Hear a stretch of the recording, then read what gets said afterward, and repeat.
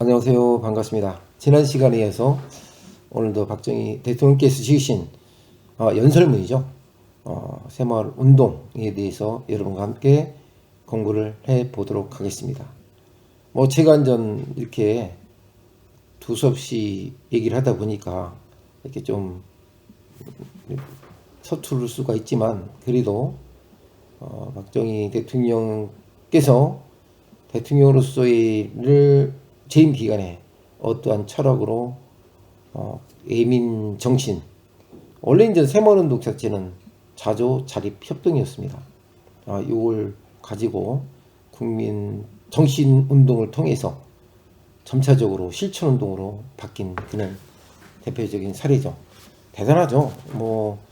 많은 분들이 새마을운동에 대해서 알고 계시겠지만, 직접 오래돼서 또 현재 새마을운동에 대해서 자세히 이거를 논하는 그런 내용들은 별로 없어요. 그래서 저는 직접 박정희 대통령께서 연설하신 연설문을 가지고 어떤 철학을 가지고 국민한테 다가갔고 그걸 가지고 실천 운동을 했는지에 대해서 아는 분들이 좀 이해를 해주시고, 또 특히 오늘날까지 이런 부강한 나라를 만들 수 있는 기본 토대와 또 굳건한 국방력과 국가의 자존심을 일으켰던 그분에 대해서 한 번 더 생각해 볼 기회가 있지 않나 생각을 합니다. 지난 시간에 이런 말을 제가 했습니다. 그런데도 이행 안 하는 시장 군수들에게 시군의 중요한 행정을 맡길 수 있습니까? 라고 얘기합니다. 근데 이거 내용이 그냥 무턱대고 탁상 앉아서 지시하는 스타일이 아니고, 어떻게든 그냥 나옵니다만, 이분은 현장을 직접 다녀셔가지고 가다가 헬기를 띄워가지고 일리 가자, 그러니까 비서실에서 당한 경우가 많았다고 합니다. 아마 제가 그런 현장을 제일 많이 돌아다니신 분이 이분이 아닐까. 국민 곁으로 많이 갔죠. 예를 들어서 비서실에서 어떤 계획을 세울 수 없을 정도로 이쪽으로 준비해놨는데, 예를 들어서 반대 방향으로 가신다든가 이런 경우 있어가지고 난감한 경험이 겪었다, 이런 말이 참 희저되고 있죠. 그러다 보니까 이제는 얼리 가겠다 그러면 그냥 그쪽으로 가서 하고, 실제로도 현장 탐방을 많이 하셨죠. 공무원들이 긴장을 많이 했죠. 이렇게 얘기를 합니다. 전 전환 계획도 마찬가지입니다. 지금 보니까 대단히 부진한 것 같은데, 금년에는 여한 일이 있어도 25,000 정도의 전전환, 밭전자입니다. 밭을 전환해서, 즉 과거의 천수담이나 산마을에 있는 시골은 여한 일이 있더라도 뭐한다, 이걸 바꾸란 얘기죠. 뭘로? 논다랑 이렇게 해서 우리가 농사 지을 수 있는 환경을 바꾸자는 얘기죠. 옛날 과거 같은 경우는 아시다시피 우리는 보통 하늘을 믿고 기다렸죠. 하늘에서 비가 내리기를 바라고, 또 하늘에 따라서 우리는 살아왔다라고 많이 했죠. 근데 이분은 무슨 생각을 해요? 우리는 쉽게 말씀드리면, 내가 무슨 일이 생기면 누구 탓을 많이 하지. 그러니까 어떤 탓을 많이 했는데, 이 관념을 갖고 있는 것을, 어떤 숙명적인 관념을 바꾸려고 노력을 많이 했습니다. 이제 과학적인 근거에 의해서 얘기를 했죠. 무조건 전문가한테 들었지, 본인 생각을 얘기하는 것보다도 박정희 대통령 근처에는 아주 유능한 전문가들이 꽤 많았습니다. 그러니까 어떤 봐서 이분이 이런 분야의 전문가다면 그냥 바로 불러다가 일을 시키고, 또 이렇게 독려도 많이 해주고, 그 중 하나가 통계 개념에 대해서 상당히 이 박정희 대통령이 다른 역대 대통령보다도 통계 개념이 상당히 있었던 분입니다. 통계를 정확하게 한 대통령이었죠. 그 옆에 이제 비서가 있었는데, 그 비서가 들 중에서는 통계를 아주 꿰뚫어 볼 수 있는 그런 경제 분야를 다루다 보니까 그런 용병술이 있었다 할까요? 대단한 거죠. 이 통계는 지금 말하면 데이터, 우리가 말하는 데이터베이스죠. 어떤 정보가 있으면 그 정보를 통계를 내가지고 분석을 해가지고 새로운 곳에 접목을 시키고, 쉽게 말씀드려서 실행 구현을 시켜가지고 그 결과값을 계속 보존해서 국민들한테 그 통계를, 통계처럼 확실한 게 없죠. 뭐 그냥 가짜 통계가 실질적으로 만드는 통계.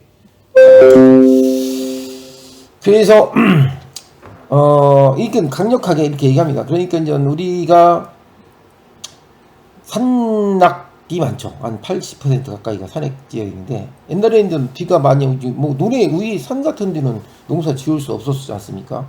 소위 말해서 이제 밭농사를 지을 정도니까 실제로 그게 어떤 국민 생활에 큰 영향을 주지는 못했죠. 그러다 보니까 경제적인 측면에 봤을 때는 좀 더 현실을 타파하고 새로운 곳을 찾기 위해서는 뭔가 노력을 해야 된다. 그 중에서도 그냥 우리가 보릿고개에 있듯이 자급이 안 됐잖아요. 그 자급이 배가 좀 따뜻해야 뭐 생각도 하고 뭔가를 해야 되는데, 뭐 그렇지 못하다 보니까 아까 말씀드린 대로 뭐 그냥 지내온, 우리가 역사적으로 아까 말씀 숙명적인 것으로만 받아들이다 보니까 발전이 없었다라고 생각하신 거죠. 이런 또 내용이 있었습니다. 정부에서도 앞으로 한 5년 동안 장려금을 줄 테니까 여러분이 가서 농민들에게 잘 지도하고 그 대신에 열심히 하도록 독려하기 바랍니다. 이렇게 합니다. 이때 이 정부에서 쏘는 이 장려금은 사실상 여러분도 아시겠지만 서독에 가서 이전 그 최고위원회 5.16 혁명을 일으키고 나서 최고의 의장 자격으로 서독에 갔다가 그냥 뭐 사실상 뭐랄까 문전박대를 받던, 미국이랑 일본에서도 박정희 대통령을 인정 안 했습니다. 왜냐면 소위 말해서 군사 쿠데타를 일으켰기 때문에 안 된다라고 얘기한 거죠. 그때 이제 동남아시아나 많은 나라에서도 워낙 그때 이제 2차 대전을 치르고 나서 나라들이 1950년도에 우리나라도 전쟁을 크게 치르지 않았습니까? 그때는 저는 물론 태어나지 않았지만, 그런 상태에서 이제 유능한 지도자가 나왔어야 되는데, 그런 여러 가지 정치적 이념에 따라서 이념 논쟁도 그때 했죠. 그러니까 뭐 공산주의와 자본주의, 사회주의와 자유민주주의 이렇게 나누다 보니까 이념 갈등도 많이 있었고, 그냥 먹고 살기보다도 국민들을 위한 것이 아니라 그때 당시도 오로지 권력을 위한 그 정치, 표현이 그렇지만 정치꾼들이 많았었죠. 그것을 꼭 우리나라만 한 게 아니라 뭐 많은 나라들이 군사혁명을, 군사 쿠데타를 많이 일으켰습니다. 우리나라도 예외는 아니었죠.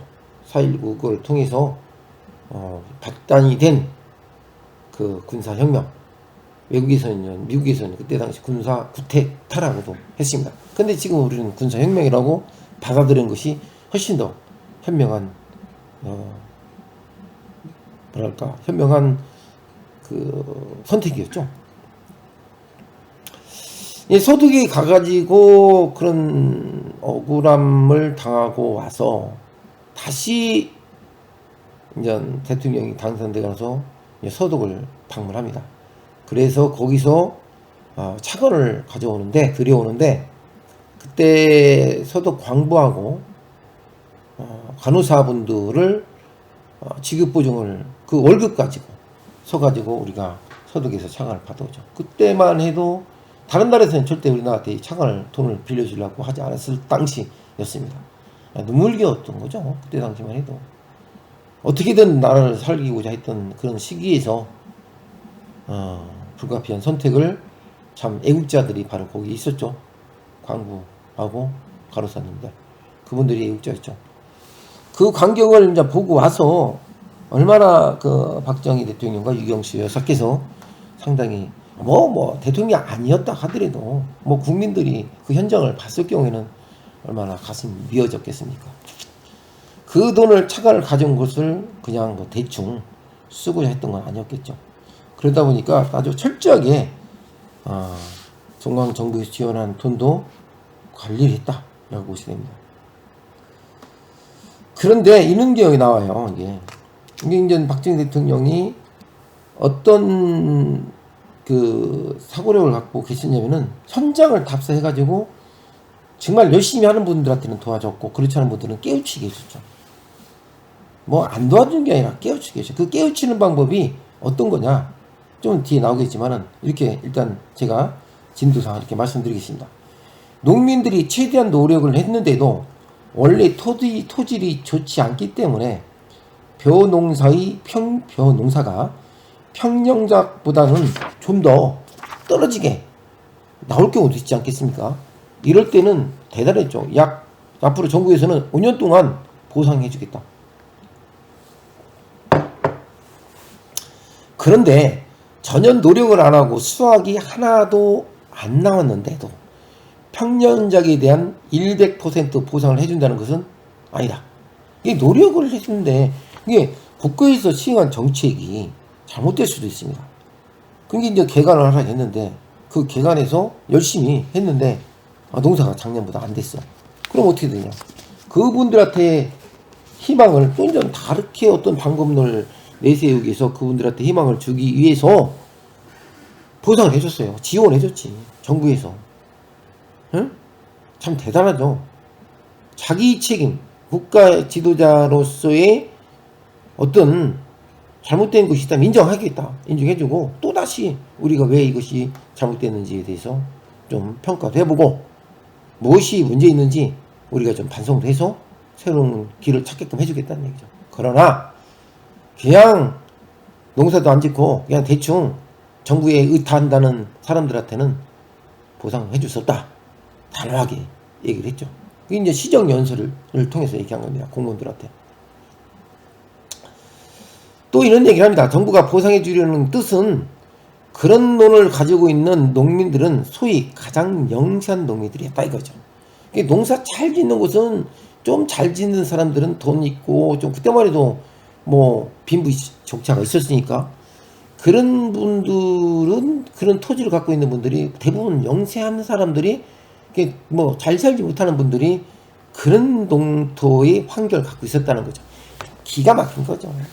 왜 그런 농토를 갖고 있는 사람이 어떤 분들이 그런 걸 갖고 있었느냐. 이것은 잘 생각해 보세요. 어떻게 여기까지도 생각을 했는지. 지금 정부, 문재인 정부는 이런 파악을 안 해요. 그분들이 왜 무조건 퍼주기식. 응? 왜 그런 사람들이 영세했는지, 왜 노력을 하고 있지 않은 사람들한테 실질적으로 열심히 뭔가를 하고자 하는 분들한테 주는 그런 국가의 정책은 그 환경을 왜 그런지를 파악을 해야 됩니다. 대통령이 알고 있는 거야. 어? 그래서 어떻게 하면 잘 살 수 있는가는 그 방안을 마련해 주기 위한 것이었다 이거예요. 어? 그 천수다 물 농사 짓기 어려운 환경에 있는 분들한테는 좀 개간해서 우리도 거기서 어떤 개간해서 농사를 잘 짓고요 수확을 할 수 있겠는데 불가피하게 지금 첫 해는 농사가 안 됐을 거 아닙니까? 그럼 두 번째에는 어떻게 해도 잘 할 수 있게끔 도와주겠다. 노력하는 사람한테. 응? 그거 농사 지은 사람들은 대부분 영세한 사람이었다는 거예요. 어떻게 그런 데까지 파악을 하고 있었느냐. 지도자입니다, 있는 게. 보통 지도자들은 그냥 지금도 그런 게 많죠. 응? 자, 그래서 참 감명 깊습니다. 이런 책을 읽다 보면은 이렇게 뜯어볼수록 어떻게 이런 생각을 하고 했었는지 지금도 제가 아주 감격스럽고 감동입니다. 농민들도 같이 노력해서 벼농사 평년작보다 더 많이 수확을 올리기를 정부는 원하고 있다 이거죠. 근데 지금 농민 새마을운동을 했지만 뒤에는 이제 도시 공장 새마을운동 하서 뒤에 또 내용이 나옵니다. 이것이 바로 정신 새마을운동이죠.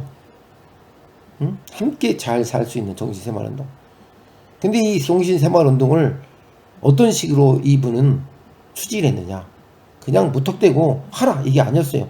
국민 스스로가 할 수 있게끔 만들어졌죠.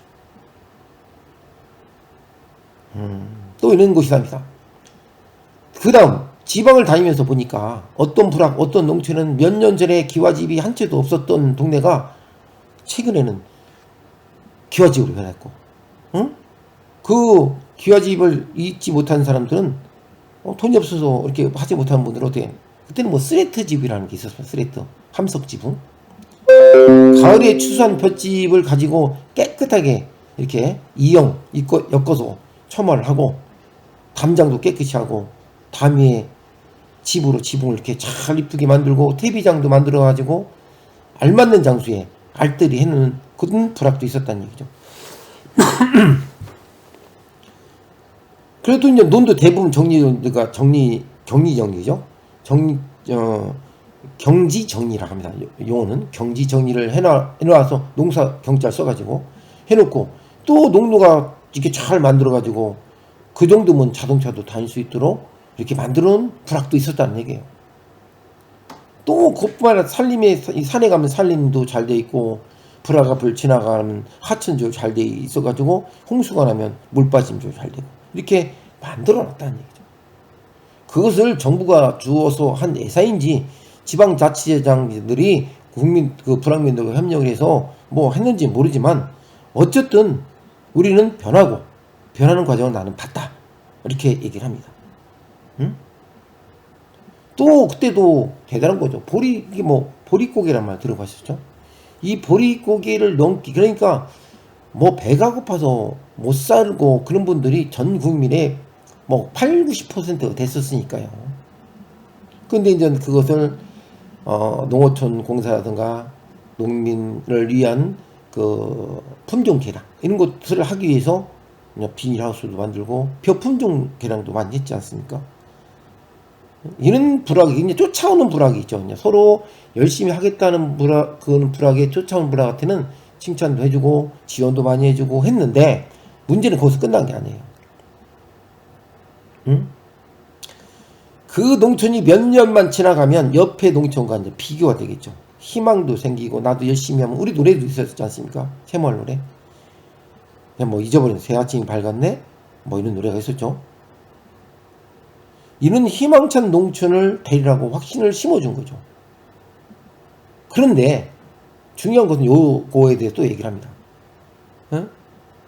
그런데 그런 농촌은 몇 군데밖에 없었다는 거죠. 초창기 때 없고 나머지는 그 반대란 얘기죠.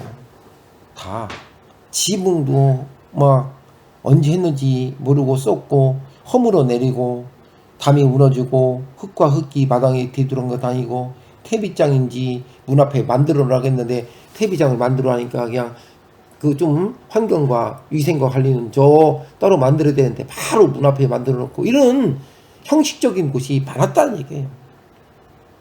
응? 그 환경 좋은 것보다도 오히려 이걸 대놓고 얘기한 거죠. 이걸 어떻게 알겠습니까? 직접 돌아다녔다 이거죠. 아까 제가 말씀드린 대로 어디를 가면 비서실이 당원을 많이 했다고 합니다. 그냥 뭐 대통령께서도 내가 가니까 좀 포장도 해놓고 열심히 이렇게 해놨겠지 라고 생각하고 다른 데 방향을 틀어서 다른 데로 가고 이런 것을 하다 보니까 아예 비서실에서는 어디 간다 하면은 어디 가서 브리핑하는 거 나도 그냥 동선이 없었다 이렇게 말들 해가지고 그때 당시 비서실에 있던 분들이 희고로 그렇게 나와 있던 것이 있습니다. 진정한 대통령이죠. 미리 간다 하면 뭐 준비해놓고 난리 폈는데 가다가도 그냥 내려서 얼리 쑥 들어가고 뭐 이렇게 한 애가 있죠. 이렇게 국민들한테 직접적으로 현장에 들어가서 목소리를 듣고 확인하고 그것을 국민들한테 희망과 용기를 줄 수 있도록 한 것이죠. 모든 게 다 음과 양이 있듯이 정부가 아무리 도와주고 싶어도 본인들이 의타만 하면 자기는 뭐 의미가 없다는 얘기죠. 이런 말이 있어요. 뒷동산에 가면 뒷산에 보면 나무 하나도 없이 벌겋게 벗겨져 있고, 그것마저 무엇 때문에 팠는지 모르지만 여기저기 흙을 파서 빨간 황토가 길가에 나와 있고, 마치 사람 몸 같으면 부스럼이 나와서 헐어 있는 것 같았다. 이런 상태에 있는 농촌을 보면 그 농촌은 정부가 도와주는 것으로 100년 해봤자 100년 해봤자 되지 않는 농촌이 아니라, 되지 않는 농촌이 아니냐, 이렇게 생각했다는 얘기죠.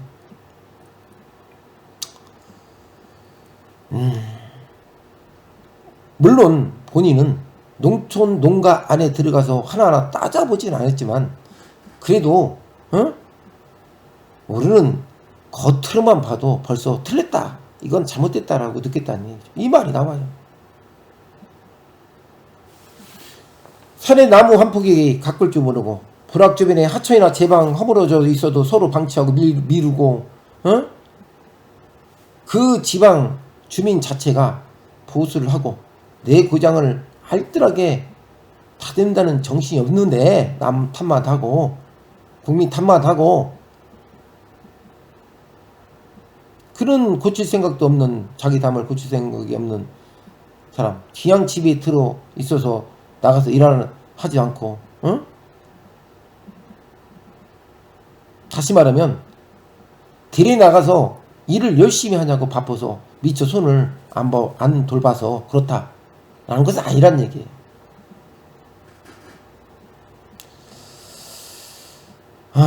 이렇게 이제 박정희 대통령은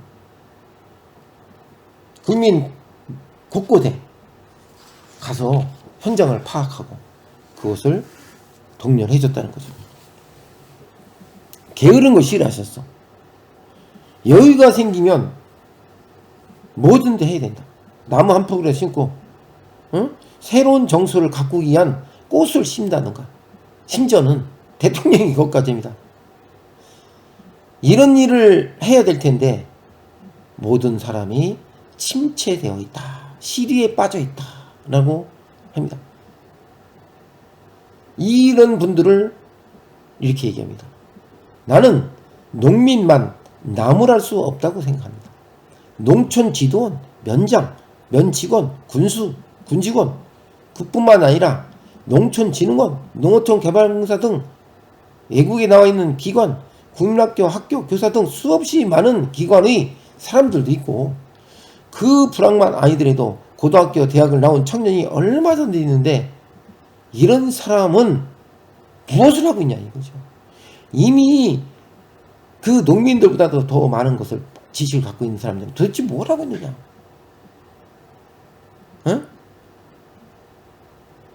이렇게 남을 했습니다. 지식인들을 깨우쳐라. 지식인들을 깨우쳐가지고 농민과 힘을 합쳐서 뭘 하라. 이렇게 질타합니다. 협동을 하라.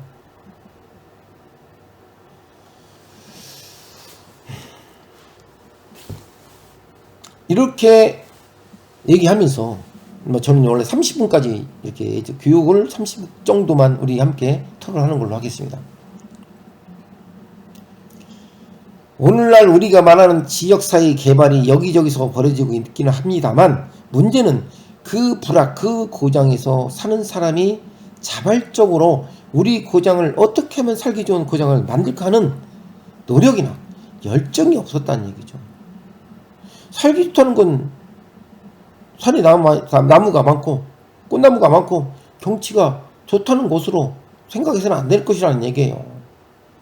우선 먹어야 되고 입어야 되겠지만 좀 더 부지런히 일해서 사는 집도 깨끗이 하고, 결국 거기서 소득도 더 많이 올리게 하게 되고, 동시에 산이나 하천 환경도 정리하고, 격리 정리도 하고, 도로도 닦고, 더 여유가 생기면 불악 공동의 오락이나 교양시설을 만들어서 이런 걸 그 고장 사람들이 자발적으로 모여서 연구하라 이거죠.